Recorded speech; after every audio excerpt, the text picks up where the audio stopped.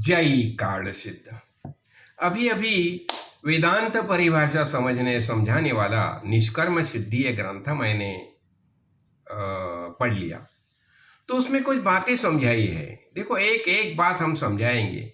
ये वेदांत परिभाषा है ना, ये सबके बस की बात नहीं है, सबके समझ की बात नहीं है।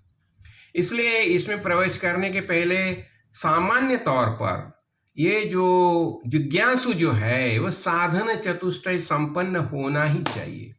भगवान के बारे में उसकी बड़ी आस्था होनी चाहिए, और ऐसी होगी ना तो ही वो उसमें प्रवेश कर सकता है, उसमें कुछ ज्ञान प्राप्त कर सकता है, हासिल करता सकता है। तो उसमें एक श्लोक आया, तो मैं बस वही मैं बताना चाहता हूँ। वो क्या बताते हैं, देखो, न दातव्य चायम ग्रंथः न अविरक्ताय संसारान् निरस्तैषणाय च न चायमवते देयम वेदांतार्थ प्रवेशनम। देखो, इसका अर्थ हम समझ लेंगे। क्या बताते हैं ये? अयम ग्रंथ न दातव्य, यानी this work is not imported to all. देखो, सबको देने जैसी ये चीज नहीं है।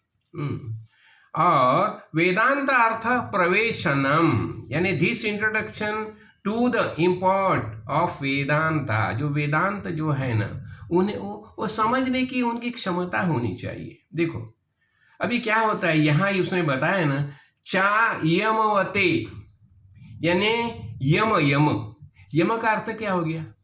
यम और नियम। तो यम में क्या आता है? सत्य, अहिंसा, अस्तेय, अपरिग्रह और ब्रह्मचर्य। ये 5 जो है ना, उसे यम बताया। ये महत्वपूर्ण नियम है। यानी देखो, उसमें सत्य होना चाहिए, अहिंसा, अस्तेय, किसी न लेने की चेष्टा, और अपरिग्रह और ब्रह्मचर्य, 5 जो है ना, उसे यम बताया है। और नियम, यम और नियम। अतः नियम में क्या आता है? नियम में आता है शौच, शौच यानी प्योरिटी। शौच यानी प्योरिटी। फिर संतोष यानी कंटेंटमेंट। और फिर तप यानी ऑस्टेरिटी, तपश्चर्या, डिसिप्लिन। फिर स्वाध्याय का अर्थ क्या हो गया? स्वाध्याय यानी स्टडी ऑफ वेदांत ग्रंथ जो है ना, स्टडी ऑफ स्क्रिप्चर्स एंड ईश्वर प्रणिधानम। और ईश्वर प्रणिधानम यानी डिवेशन टू गॉड।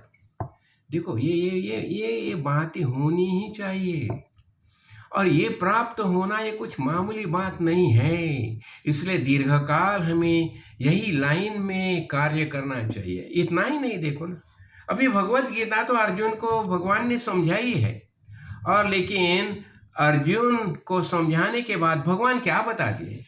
भगवान भी बताते हैं ना भगवत गीता में, इदम ते ना तपस्काय ना भक्ताय कदाचन न चाश्रुश्रवे वाक्यम न च माम यो अभ्यसूयति। अरे अर्जुन, मैंने तुझे सब समझाया है, लेकिन ये ज्ञान का प्रबोधन है, ये गीता रूपी जो रहस्यमय उपदेश है, वो किसी भी काल में न तो तप रहित मनुष्य से कहना चाहिए, यानी देखो, तपस्या, डिसिप्लिन, न भक्ति रहित से, और न बिना सुनने की इच्छा वाले से ही कहना चाहिए। देखो, सुनने की इच्छा नहीं है तो उसे भी मत कहो।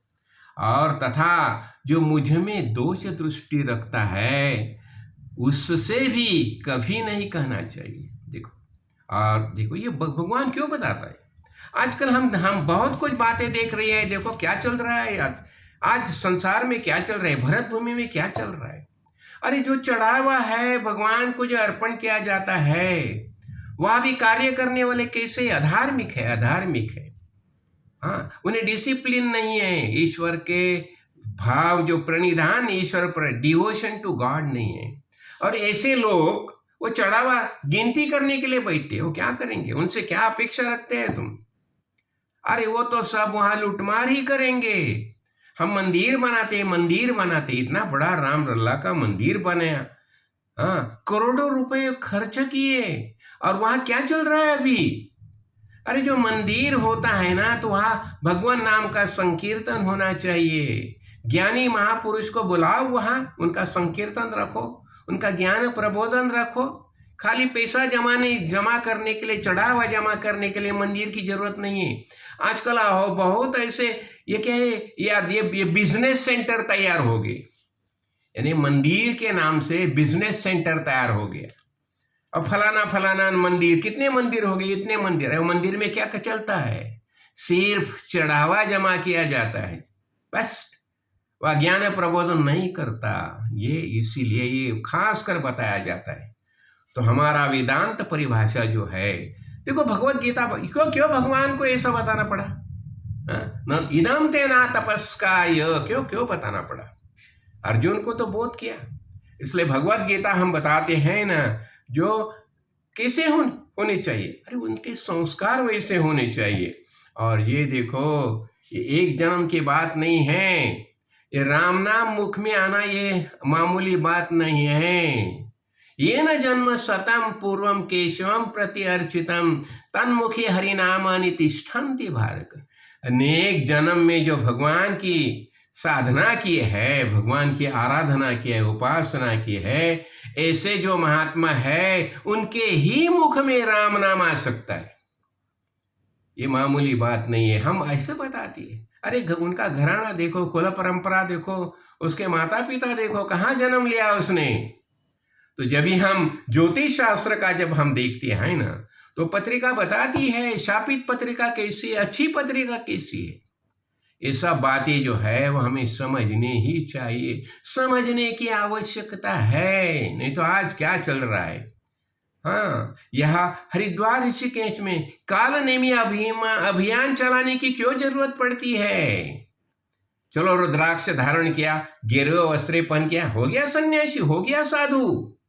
जाके ज्ञान के बारे में कुछ पूछो उसको, क्या बता सकता है? देखो, तो मैं क्यों बताना चाहता हूँ, ये अभी मैंने नैष्कर्म्य सिद्धि जो पढ़ी है ना, वेदांत परिभाषा समझ ली।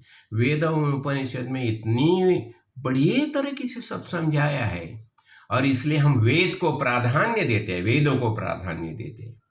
और जो आजकल के जो गुरु है ना, वो वेद के अनुसार प्रबोधन नहीं करते, तो भूल जाओ वो गुरु को।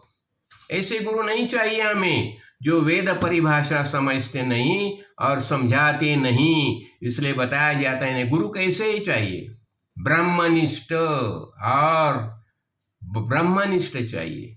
हाँ, और दूसरा, शास्त्र के अनुसार, सब जो जितने शास्त्र है उसके अनुसार शिष्य को प्रबोधन करने का सामर्थ्य उनमें होना चाहिए। ऐसे गुरु चाहिए, ब्रह्मनिष्ठ और स्तोत्रीय और ब्रह्मनिष्ठ सद्गुरु चाहिए। आज ऐसे ब्रह्मनिष्ठ और स्तोत्रीय सद्गुरु कहाँ दिखाई देते हैं?